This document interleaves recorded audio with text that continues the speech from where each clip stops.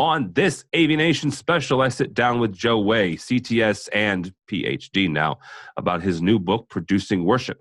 We talk about what a technical artist is, how you can train your church volunteer staff, and how integrators can best serve the house of worship market.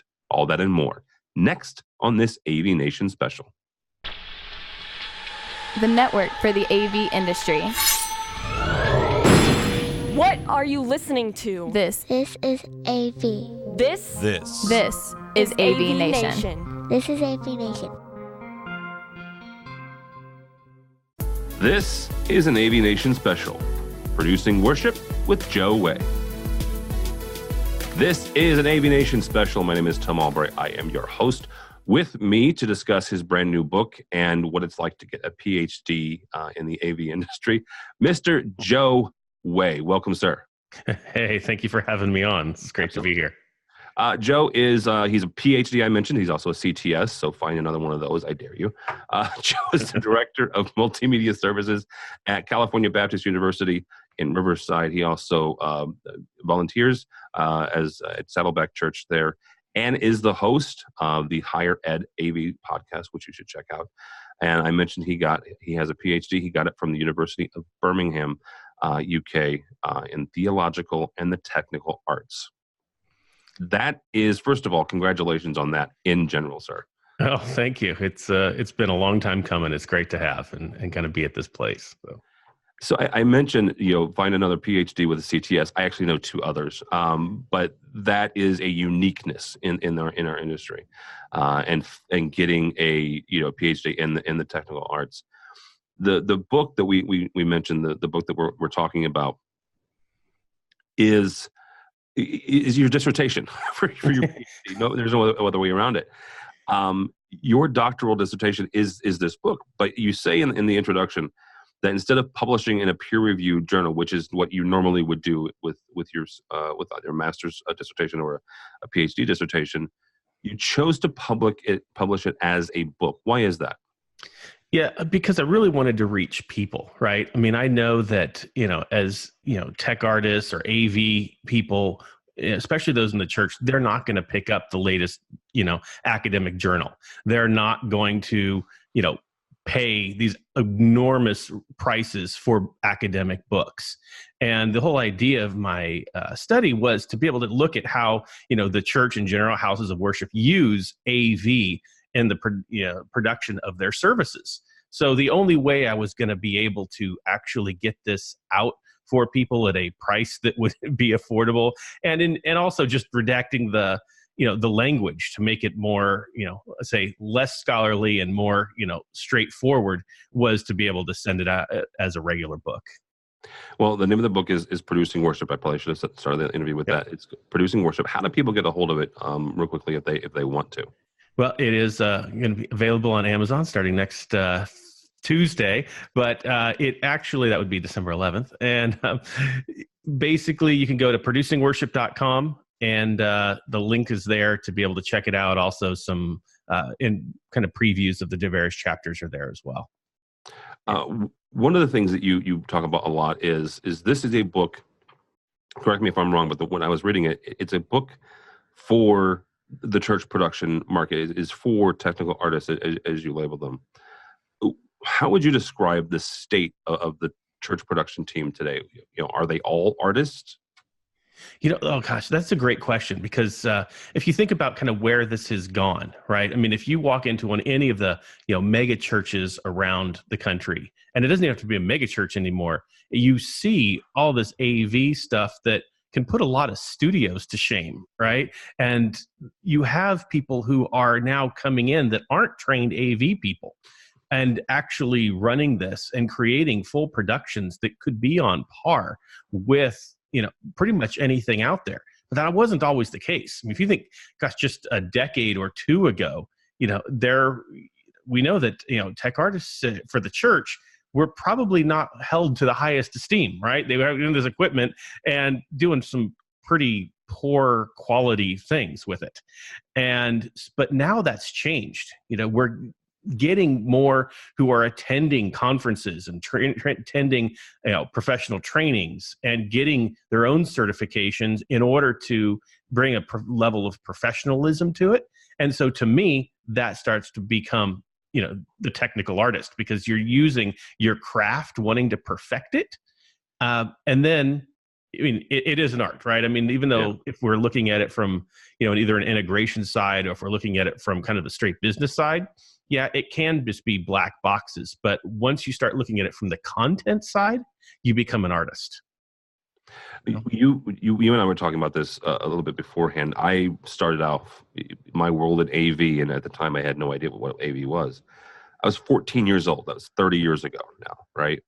And I attended and still attend the same church, a pretty progressive church. I was doing lighting at 14 years old, right? So that was my introduction to it.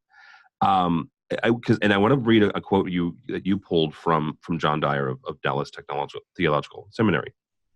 He notes that some church leaders consider technology, quote unquote, necessary evil that we use until Christ returns, end quote. Why do you think some leaders think it's evil?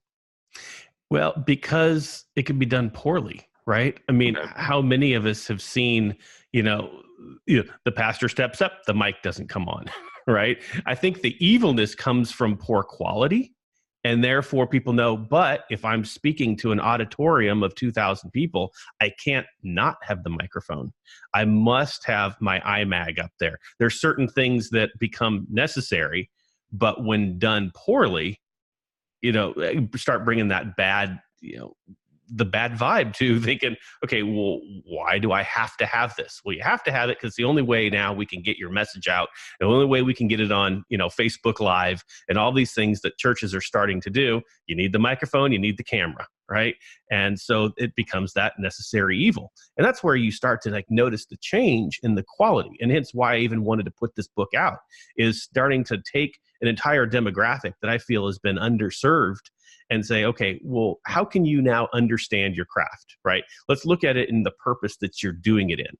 And now if you can understand your craft and the reason you're doing it, maybe now we can attack it from a higher level of either responsibility, I don't know what the right word is for that, so that when we're doing it, we know that, the high quality craftsmanship is important. And then maybe that view will start to change a little bit. And it can be something that people can look at as go, I want that, rather than, well, okay, do we have to have it? Well, the reason I bring this up is that my grandfather, who has since passed on, he was an old country church. He was an old country church pastor, right? For years. We're talking, the sticks of Southeast Missouri, and that's where he lived. He would not have seen even a microphone as a good, right? You think it's a generational thing that we can educate, the older generations that, and like you said, to take the evil out of it, to demonstrate to them how this can be used for good? Oh, absolutely. I mean, it's funny because I thought about this even as I was writing it. You sit there and go, the average church size in the United States is 80 people. Yep. Okay. 80. That means the average church probably doesn't need a microphone nor want one, right?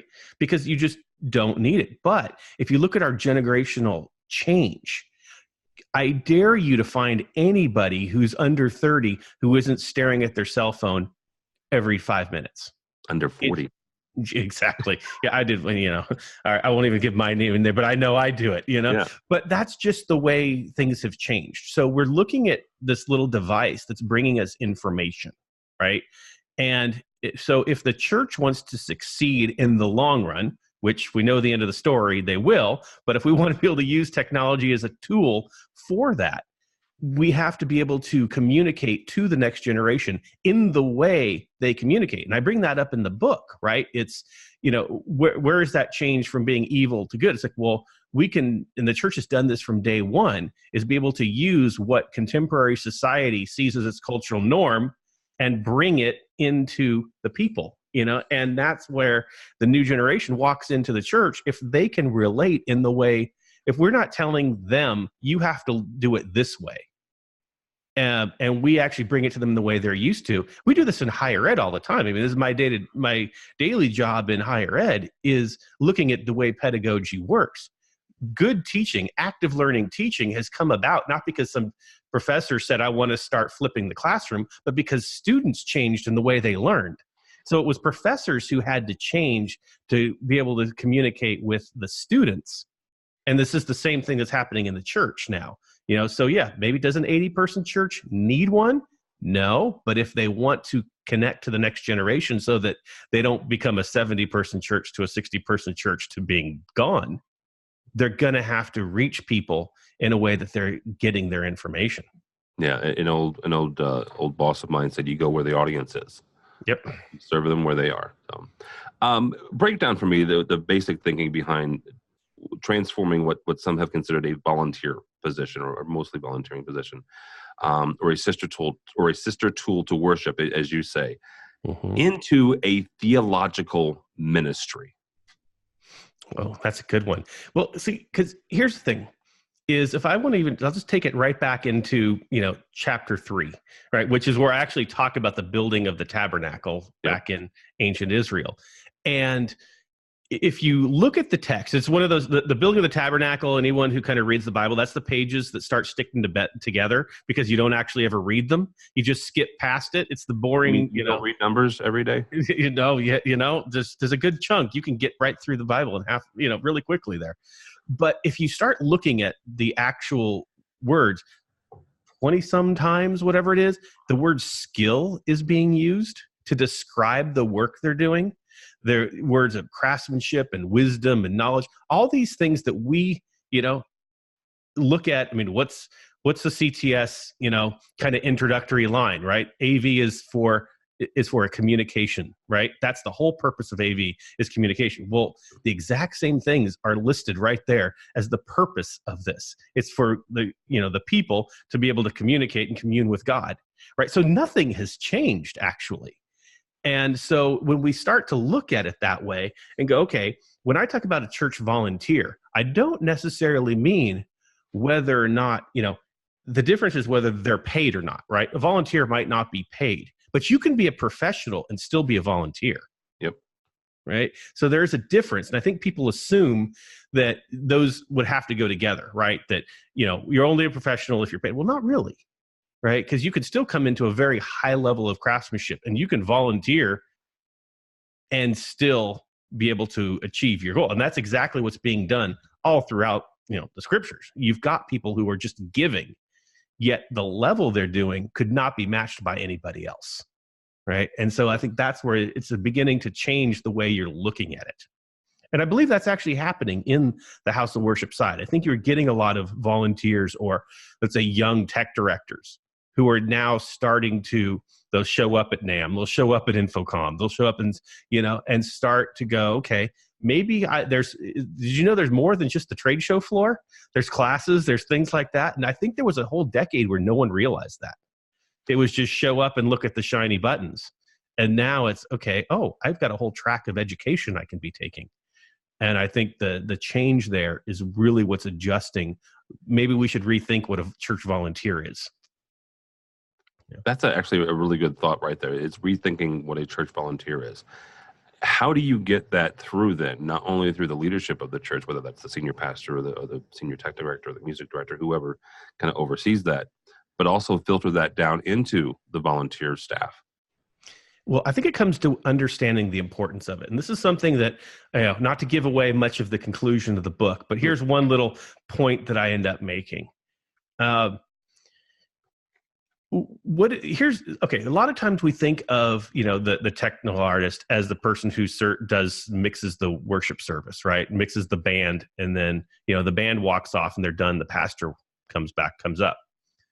But the tech artist never actually leaves. The guy at the soundboard doesn't go back to the green room when the worship is over, right? He has an important role when this is being done, right? All throughout it. So I think when the senior pastor realizes, wow, I still need this person. And what they're doing is key to the way that my message is getting out and we bring the communication together. I mean, I think too, we all know this, that AV people can kind of be the most negative person in the room quite often. We are the department of no.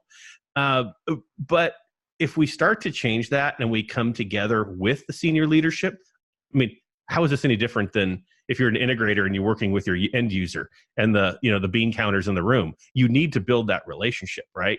So if we build that relationship and then we focus on, hey, look, I'm here to support what your vision is, and I have great tools to be able to do so. And we build that bridge.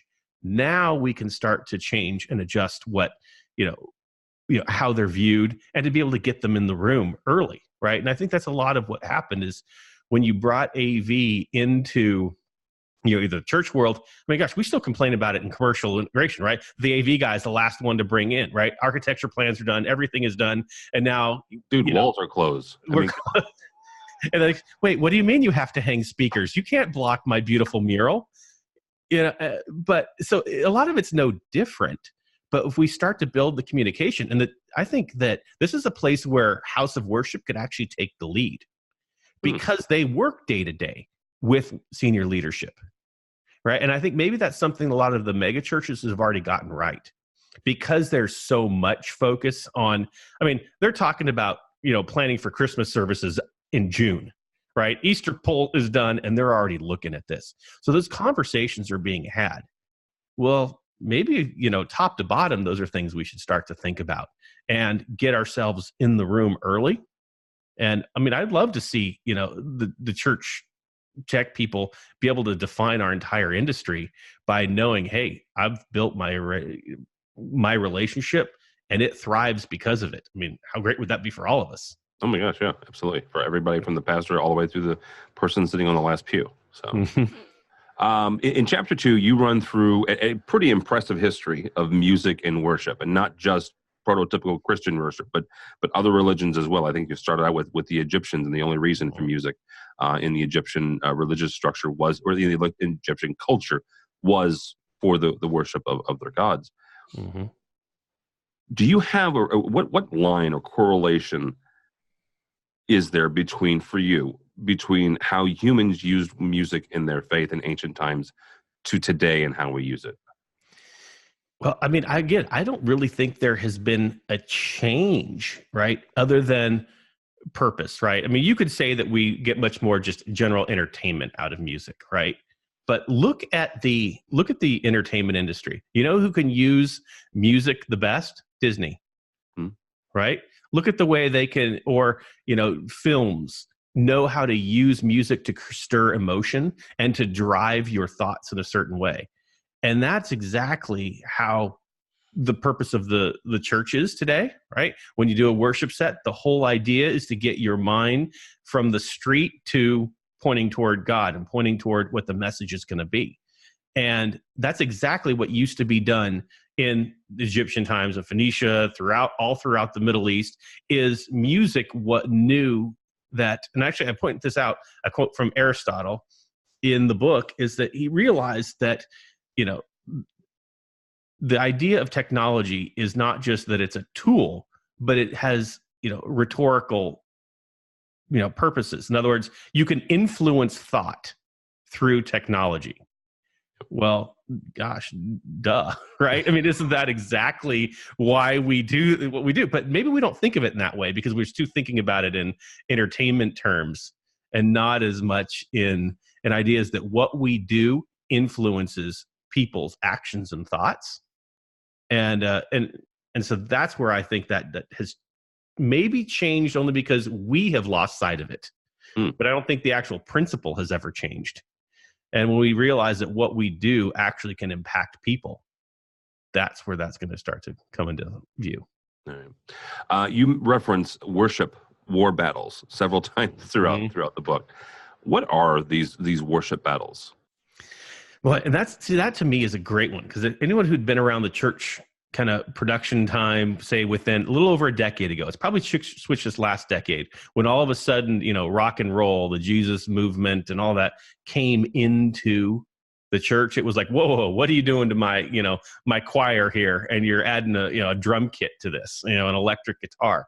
And that was that battle of what is the church going to do? Music has changed. You've got rock and roll. People are not listening to classical hymns anymore. So, okay, what are we going to do with this? And that was the biggest fight that had been done is the church going to say no to it, or is it going to embrace it? I mean, here's the thing. It did embrace it, right? That is exactly what is going to happen, right? If you walk into a normal church, you hear contemporary styles. Again, it's right back to what I said. The church has now embraced modern, cultural ways as its method for, sending out the word. And now this is exactly what AV is going through. See, worship leaders had to do it 20 years ago, but they did it by making sure they stayed biblical. They proved to their pastors that, hey, I might have a rock song, but here's the lyrics. They're still straight out of Scripture. And now people are relating to this. Well, now as AV people, we have to do the same thing, right? Because going back to what I said, with poor quality, with things where maybe we didn't really prove that it was something that could be useful. But now if we can then step in and say, hey, we have a battle going because some people still say we don't need this, but we can show that, if I can use my colors to magnify what the song, if I can use camera angles to be able to, now demonstrate, just as Hollywood does, right? To give a greater impact to what you're presenting. I can send your slides out. Just those things. I mean, I think the direction of everything is going online, and which of course is no duh. We know we're moving that direction. But, if we can say, hey, I've got a tool for you that your message can't not only be heard by these 60 people in the room, but 600 people or 6,000 people. I mean, that's not just, growing your church. That's, getting out the word. I mean, the whole purpose is to get their message out to people. Well, if you can magnify that, that's exactly what our role is. And that's the big challenge for, church tech people, is to embrace that, and fight for that. Yeah. It's funny that you mentioned, the 20 years ago, in 2001, Newsweek had a cover story. And I was still back in radio in a news talk station. And we took this cover and ran with it. And actually interviewed one of the singers from DC Talk. The cover story said Jesus Freak. I don't know if you remember this or not. And they were covering they interviewed a bunch of folks on the Festival Con Dios music festival, which was, again, 20 years ago almost at this point. And they talked with, Audio Adrenaline and DC Talk and Newsboys and Pellar and several others. But they were talking about the mainstreamness of the Christian music at that time. Now, Joe and I are roughly the same age. And so he and I remember even 10 years before that, bands like Stryper and DC Talk and Petra, for crying out loud, which even then, even in the late 80s, there was hand wringing among some of the, again, generational, older constituencies within the church, saying the same thing is what is this music and why are we letting our kids listen to it? Right. But I think some of this is, and you can agree or disagree on this, it's also a leadership change, right? Where 30 years ago, you and I were teenagers, right? And we were the rebellious ones listening to this Christian rock. And now, some of us are in positions of leadership within the church, and some of us are pastors. I mean, a guy that I grew up with in Central Illinois, he's a lead pastor out in California. He's our age, and so those people, those young men and women who grew up with this music have actually, again, grown up with it, and they see the benefit of it. And I think that's actually also helping to change some of the mentalities of folks who may push back against it. So. Yeah. Wait, so what you're saying is that kids have a tendency to want to listen to different things than their parents and grandparents? God loves Southern gospel, but I really don't. And yeah, my dad still loves Bill Gaither, and I'm sure he's a nice guy, but just not my cup of tea. Yep. No, but you just nailed it right there, though. I mean, this is what's been going on since the beginning of time, right? Yeah. But also, that's not it's just a matter of now, are we going to embrace it? And I think that we've had the biggest cultural change. I mean, if you think back, and I sit there and go, okay, I can fly from here to the UK. Like basically, I'm sure there's a flight going out in probably an hour. By the time I could get to LAX and I could be having dinner, out in the UK tonight, or, maybe breakfast with the time change. I was going to say, yeah, but time change. But nonetheless, okay, you couldn't do that 150 years ago. Right. But so we think of our time as almost being the way things always were. And that's even a point I make very early in the book when people say, well, I'm traditional. And I do this, really? How traditional are you? Because, the way things were, you could not have done it 3-4 generations ago. Yeah. And so you can only be as traditional as you can remember. And so maybe we have to rethink that, things are always changing. And that's not a bad thing, right? I mean, and that's where, especially as AV, we can't get comfortable, right? As soon as we do it, every time we do an install, and I do this all the time, we just opened up 2 brand new buildings on campus, and I'm sitting here going, oh, I really wish I did AV over IP on that. But, I couldn't have imagined that 2 years ago when I was designing the system. Things are only changing more rapid. So I think I think that the new generation we'll see a huge change. Like, I have a teenage daughter who will embrace technology like nothing else, right? And so what's going to happen is when her generation, or maybe the next generation after, are now in our roles, I mean, it's going to be scary good, because they're going to be fearless with their technology and just say, oh, let's test this. Let's see what we can do. Where we still, maybe in our age, we still want to hold on to what's secure. Maybe I want to make sure I got a good, solid point-to-point connection, so this doesn't fail. They'll be like, yeah, heck no, let's go for it. Let's try it. And that's just a big cultural shift that I think is going to just rock our industry and rock the church. I mean, I noticed that. I note that right in the book, that we got to rethink what we think of as traditional. Yeah, absolutely. As we wrap up here, you mentioned this before, but you were in chapter 3 talking about Bezalel, and I may be mispronouncing his name, but the lead kind of architect, the lead construction person for the temple, or for the tent under Moses. Why do you think today's technical artists are the modern version of Bezalel? That's great, and you nailed the pronunciation there. Good job. You know what? You get gold star for the day on that. So, I mean, and here's the thing: the parallel is there, which is really what was amazing to me when I first sat down to, I knew what direction I wanted to move in when I sat down with my dissertation. I knew that there was an underserved demographic, right? But I honestly had no idea what direction it would take. And so I thought, all right, let me just throw this out there and see where there are parallels.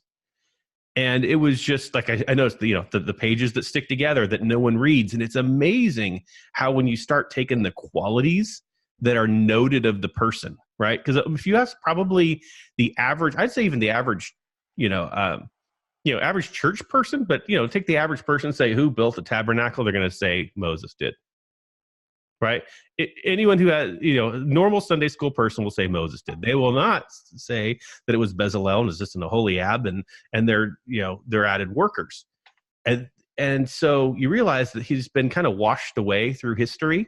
But then when you start looking at the qualities that he has of craftsmanship, the ability to teach, the knowledge, learning how the woods and the gold and the silver work together, how to curate things. You start looking at all the things they do, and I'm like, how is that any different than what we do? Right? We have to learn the craft. If you're an audio guy, you have to know how frequencies work. You have to know how compression works. You have to know your EQs. There's so many things that go into not just plug in your mic and then turn the mains up, right? And please don't do that, by the way. Sadly, you see it too often. No, but, and so I thought, wow, that is amazing how the parallel is there. Now, we're not using the same things, which is one of the things I do. When I bring the verses, I skip all the stuff that they make, the lampstands. I don't talk about that because that's less important than the actual, way they're doing it. And that's a direct parallel to exactly what we do, but maybe we don't think about it, because we just do it naturally. And so that's why I draw that parallel to say, okay, well, where are we? Where is our role within the biblical narrative? And it's there, and we just don't think about it because we go, okay, well, microphones didn't exist 2,000 years ago. Therefore, maybe the Bible can't say anything about it. Well, maybe we got to rethink that. Yeah, that's actually a really good point. And that leads us into our next one.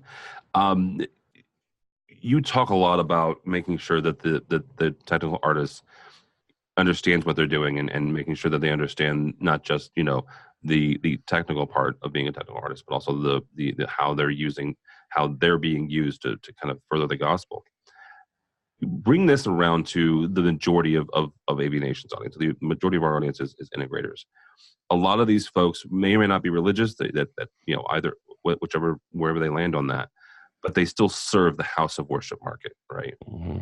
How do those folks get out of those within the church, those technical artists, their desires, right? How do they communicate with the church's Bezalel? Yeah. So here's the thing. I do this great little quote in the book from the now late Eugene Peterson. It was, and he says that when he sat down with one of his architects, and the architect was so focused on what they wanted to bring to and install and how they want to design the building, that they forgot to actually ask what the purpose was that they wanted to achieve. Right. And so as integrators and manufacturers, maybe our first thing shouldn't be, here's a great set of speakers, because I guarantee it probably is, right? And you could probably do a great design, but what is the purpose they're looking to get to? And so if you can connect to, look, if I give you, this line array, one, I can, do everything. It's going to sound better. It's going to save you money, blah, blah, blah. But what about, well, I can reach that person in the back who is too afraid to walk up, who shows up late, because they're not really right with God yet. And, they're a little insecure. So what if I can make sure that you get good coverage in that area with the person, maybe you're not so concerned about the person who's fine sitting in the front row because they're there serving your church all the time. Maybe you want to reach the person in the back row who is a little insecure and needs this more. So if you could start talking to what's the point is to reach people. And that's where integrators can come at. And I don't think that's any different than any other vertical market, right? It's just exactly where we have to get out of thinking about the black box and into what what is needed by, the tech person. And then if you're meeting with the tech person, because obviously they're the ones who are going to sign off on this, that this is the right piece of gear, it's how can you help them do their job right? Because when they're probably the first one who is going to get everything thrown at them as far as when the mics drop or people can't hear it right or things like that. They're the ones who are looked at blame, even if the budgets aren't there to put the right things, which is pretty common. So solve those problems and start to build the communication of, here, I know what your goal is. Your goal is to reach people. Yeah. So here's how we can do that. All the other stuff will fall into place, and the budget will fall into place if you can achieve that goal. That actually is a really good place to end, sir. I appreciate your time. Joe Way, again, how do people get the book, and then how do they find you? Yep. Well, you can find me on Twitter at Josiah Way, so my legal name, Josiah Way, and also on my website, josiahway.com. I have links right there to, obviously, the book, which is at producingworship.com, and the same thing at Producing Worship on Twitter, and, of course, the Higher Ed AV podcast as well, a link through there as well. So that is the best way to connect with me, and I'm also on LinkedIn. All right, very good. We'll put links to that, both the Higher Ed podcast and his book, Producing Worship. I appreciate your time. For us here at AVNation, my name is Tim Albright. You can find us at our website, avnation.tv. avnation.tv, you'll find programs like this, other specials, and also our 2 weekly news programs, both AV Week that covers the commercial side and Resi Week that covers the residential side. So all that and more at avnation.tv, avnation.tv.